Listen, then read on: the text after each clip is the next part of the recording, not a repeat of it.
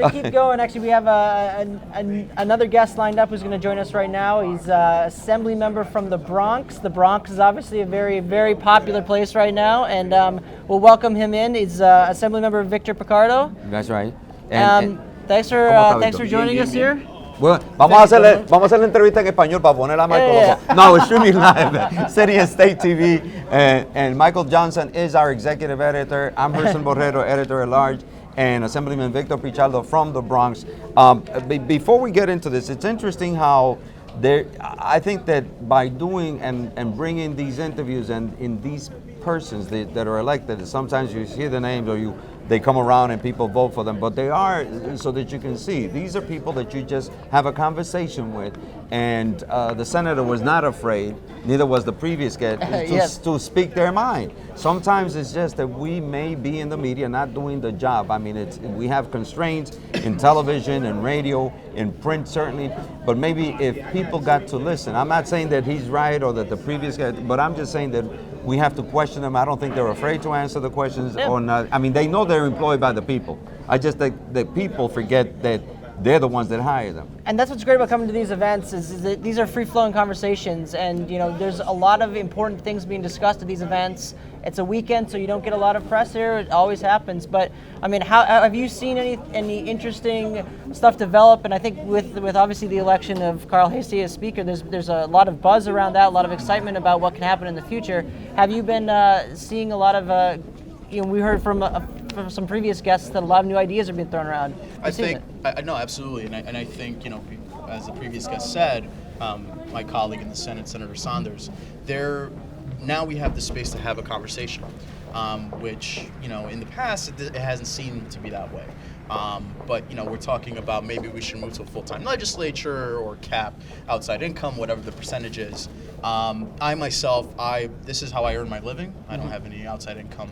I don't teach. I don't own a business. I don't and I think for me, because I represent an area that their median income is $17,750 for a family of four, my salary is way above the median income in my district. So, I'm quite happy from what my compensation is, but I understand the conversations where some of my colleagues who've been here for a while, who haven't seen an increase. And, this is sort of an egalitarian system. I get the same salary in the Bronx as my colleagues, let's say in the Upper West Side, which I don't know how they afford to live, in their districts. Yeah. And it's, and their median income for the folks that they represent is probably, maybe a third or maybe a fourth of what the people make.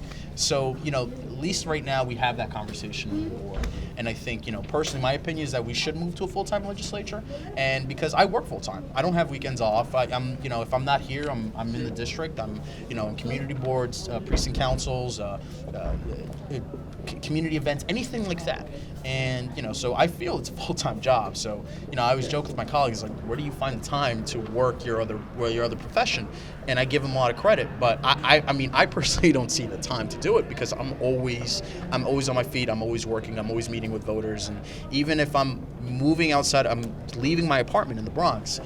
As soon as I step outside, I'm the assembly member and I'm on the job, even as to move my car across the street for alternate side parking. So, yeah.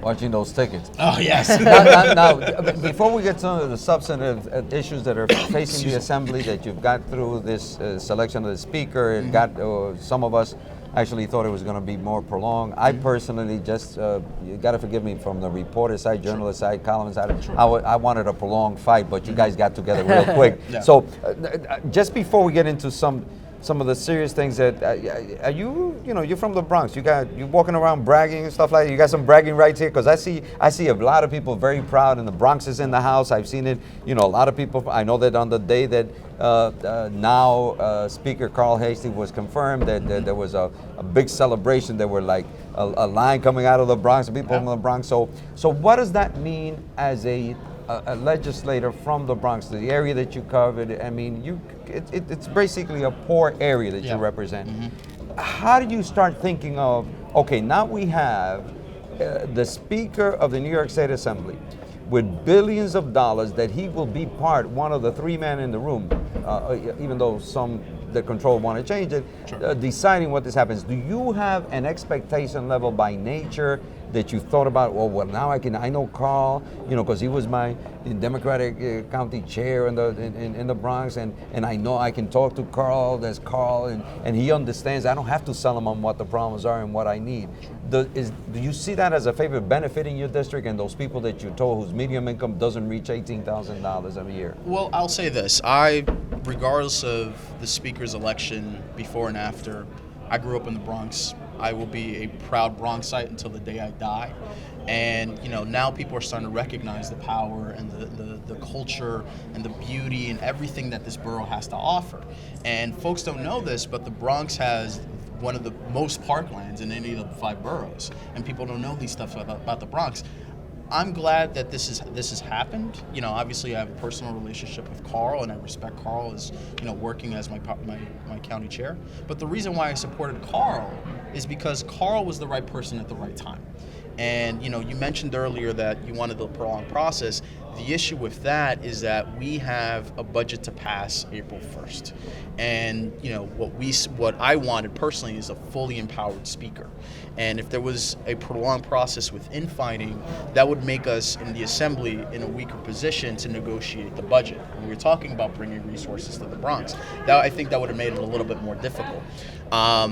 Yes, Carl understands the issues that my constituencies go through, because his constituency is very similar to mine in terms of social economic status, educational attainment levels, and all these other socioeconomic status figures that people talk about.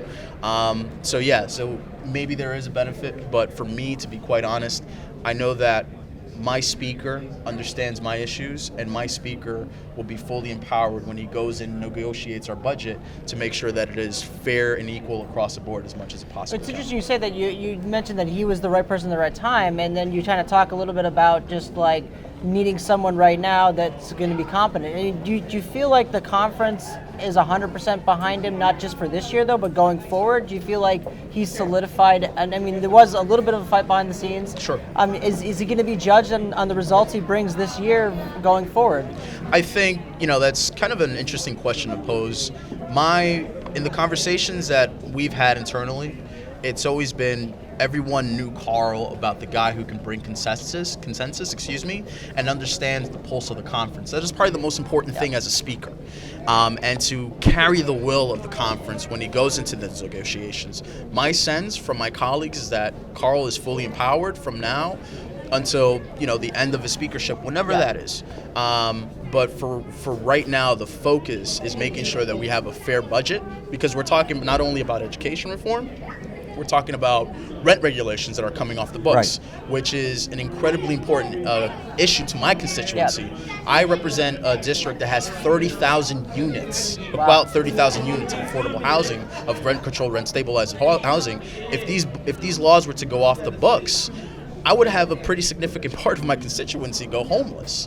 And how am I going to explain that back home? So I wanted to make sure that we get through this process, that our speaker is fully empowered, and we make sure that we talk about the issues that are important to, personally my constituency, which is, education reform. Let's talk about rent regulations, and let's talk about living wage. Because again, $18,000 for a family of 4 is barely enough to keep a roof over your head and food on the table. Definitely.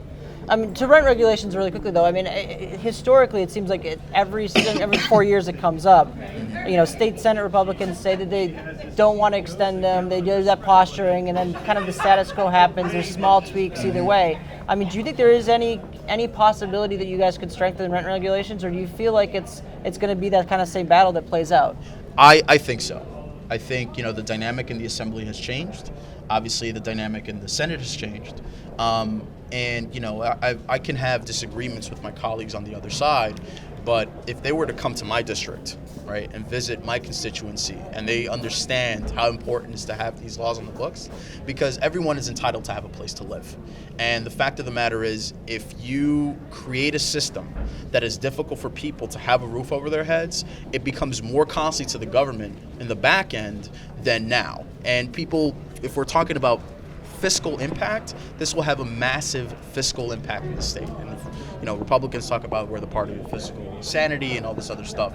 Fine, but let's talk about fiscal policies that make sense, not only to specific parts of the state, but the entire constituency of the state of New York. Because if rent regs come off the books, I can guarantee you it will cost more for the state in support in shelters and other supportive services down the road that the state can't afford. As things change, some of them stay the same. Following up on Michael's question, the fact is that one person who is very aware of how significant and important it is, especially for downstate in terms of the areas that you represent, specifically the Bronx and some of the other outer boroughs, and this redefinition of what's affordable. Assemblyman Keith Wright is still going to chair the Housing Committee, and he's always spoken about this. Do you think that his voice rises a few decibels of attention getting now that there's a speaker who actually understands this, and is that part of the equation or part of the hope that you have? Yes, and I think Assemblymember and Chairman Wright doesn't need to raise his voice. When he speaks, it commands attention. No, I'm saying in terms of the audible. Yeah, no, he does. But that doesn't mean that they were listening before. Well, listen, I think that because we have a speaker that we don't have to sell the issues of affordable housing, and the fact that the speaker comes from our caucus, from our conference, I think if anything. Yes, maybe Keith Wright will be a little bit more empowered. I really can't speak for Keith, but Keith understands the importance of this issue. So regardless of who was the speaker, Keith is going to speak up, like myself, like my colleagues in the boroughs, because this will have such a significant impact across the board, and we need to make sure that we're vocal as much as we possibly can. Great. Assemblyman Victor Pichardo, thank you very much for joining us. My pleasure, gentlemen. We're going to continue our little live coverage from the LOB, and we'll let you get back to Caucus Weekend. All right, fantastic. Gracias. Gracias. Good seeing you, Victor. Always a pleasure. Take care.